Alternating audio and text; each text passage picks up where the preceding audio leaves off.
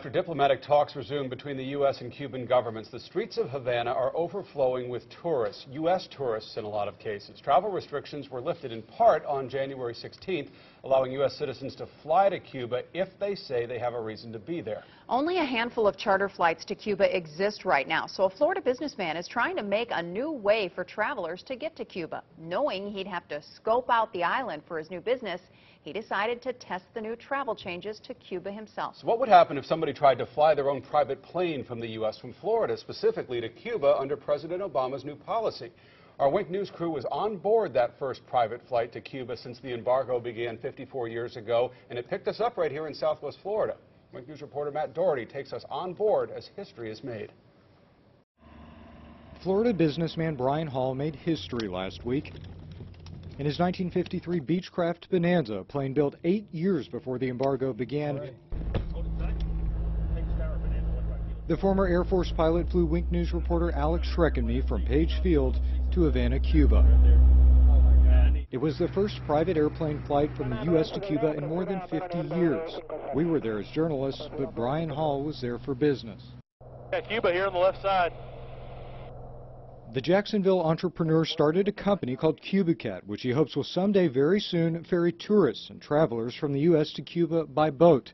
But the U.S. government won't allow it. What's the holdup? Well, we started, I was here first time in 2011.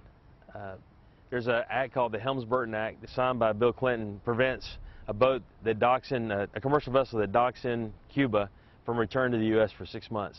Hall said he's found a way around the act, but hasn't wanted to test his idea until now that he says the tide is changing. I see new families coming here. I see people coming here, vacationers coming here, Americans coming here. You're going to see the traffic, the amount of visitors increase 4 or 5 times.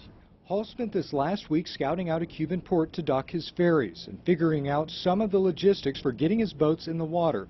When does he say you'll be able to begin taking trips from Florida to Cuba on his ferries? I hope to see the first boat in the water December 2015. You can see right here there's a cannon right behind me.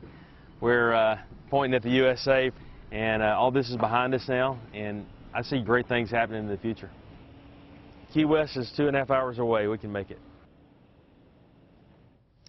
Now, Hall's been meeting with his CubaCat business partners this week as they discuss their next steps. But he's not the only one interested in traveling to Cuba with travelers by boat. Key West Express, which runs ferry trips between Fort Myers Beach and Key West, confirmed they're interested in someday providing ferry service to Cuba as well. But they did decline our request for an on-camera interview. Matt, since this was an unusual flight, yeah. One-of-a-kind flight, what did Customs say when you left? So we left out of Key West, and this was the first time that a private flight had flown out of Key West to Cuba in any of their experience, and they told us they would advise that we not bring anything back, but they said if we brought something back, we had to have a receipt. They would be happy to seize it if we did not.